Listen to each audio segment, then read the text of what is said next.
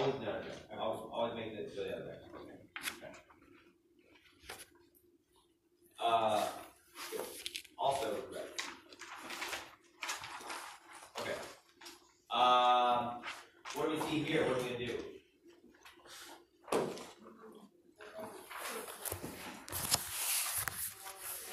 Good.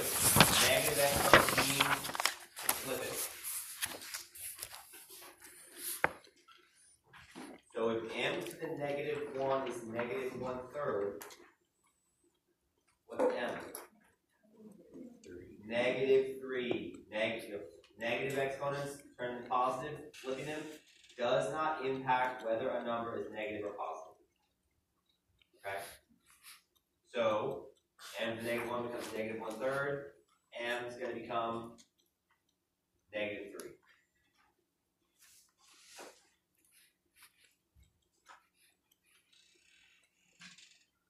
So if m is -3, we need to get to m to the -2. So to do that, let's get to m squared first. If m is -3, what's m squared going to be? 9. Positive 9. Good. If m squared is positive 9, m to the -2 is going to be 9.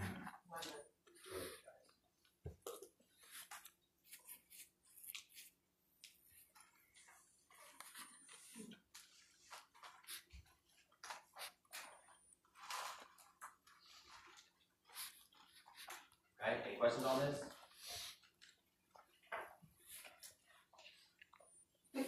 Questions? Alright, check this bad boy out. What kind of question is this?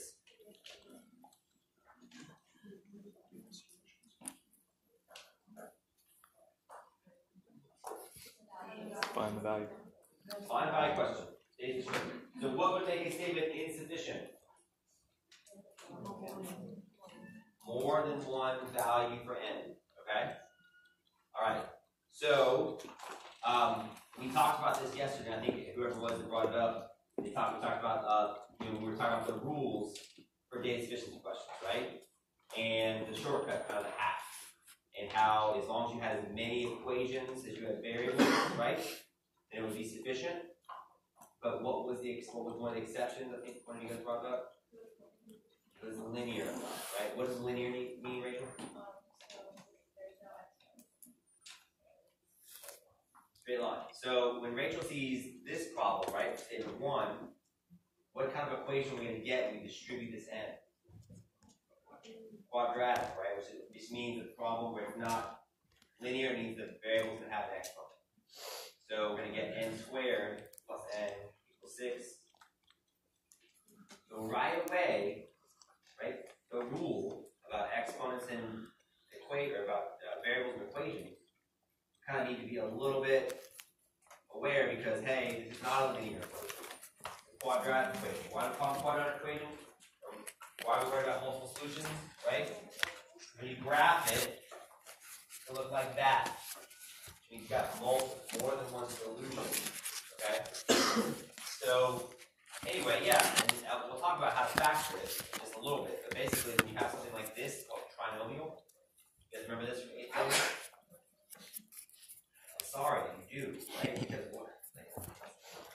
But there are some trinomial questions on the test, which involve exponents, basically like you're looking for factors. You're looking for two numbers that multiply together, give you this last term, add together, give you this middle term.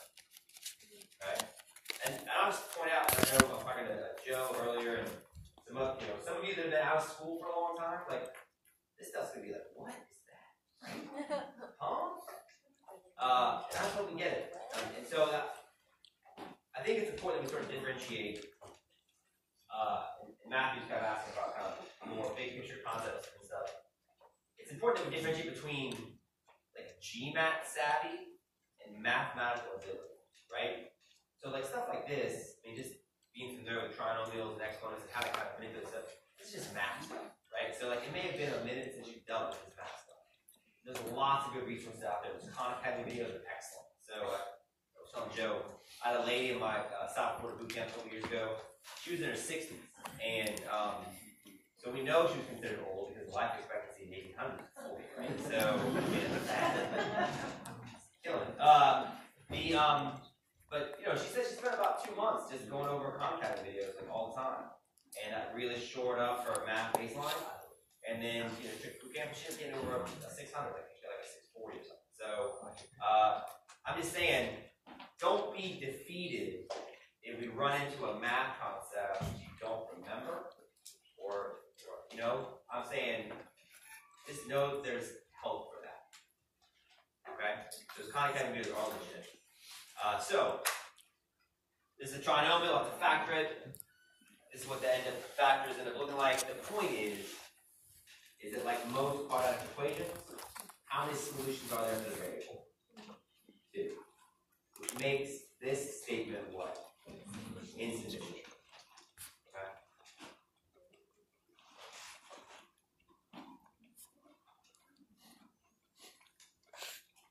Now let's contrast this with statement 2, right?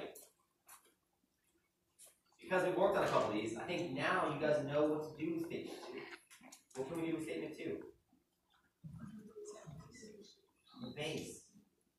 You can rewrite, right, 16 as 2 to the 4th. So basically, once we eliminate the bases, we get 2n equals 4. And what does that look like to us? Because why? One equation, one variable, right? A linear equation, not a quadratic equation. Good. Okay?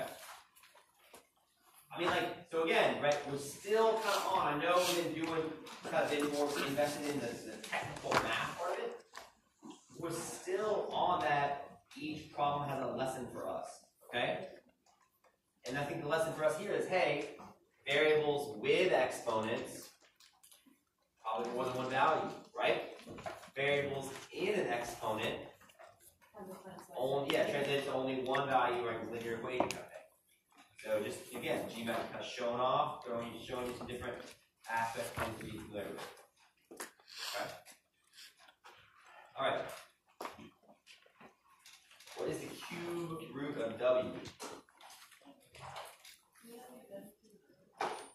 So W to the 3rd would be W cubed.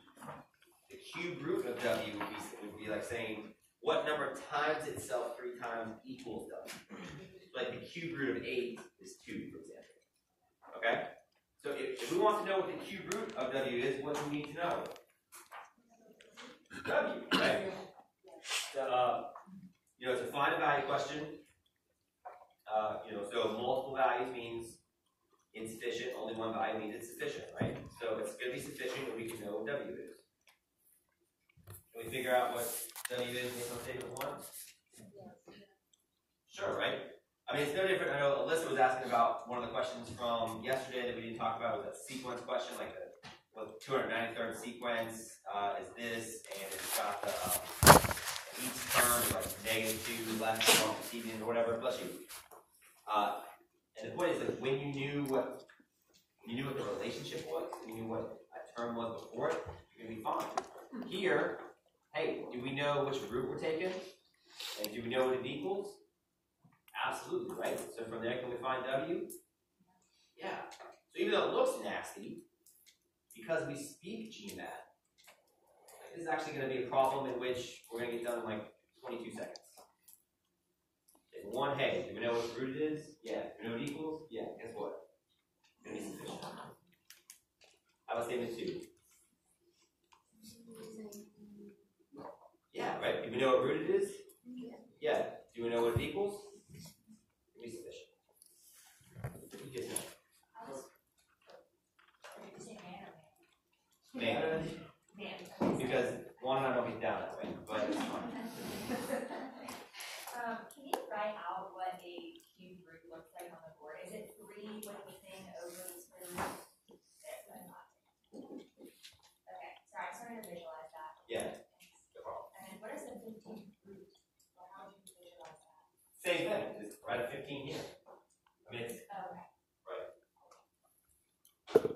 I got a question. yeah. If the root were like a even number, how is it? Yeah, it shouldn't matter, and that's what we were talking about earlier, because while it's true, like that x squared equals 25, right? The square root of 25 is only understood to be positive 5. So when you go up with an even exponent, you can have positive or negative values, but when you're coming down, even with an even root, it's still only one value. Okay, Rob? Would that change if it said W had to be an integer? If it said W had to be, I don't think so. No. I mean, it's still only one number, right? So the fifth root is like 4 as an integer? Yeah. I mean, whether it's saying it has to be or not, the point is it is what it is, right? You're still only going to get one value, and only one answer. Okay? All right. Good questions. We talked about this a little bit. This is a heads up. Like if you ever have to simplify radicals, basically it's almost like you're taking factors out. So take the square root of 48, for example. In the book, I think, or in the packet,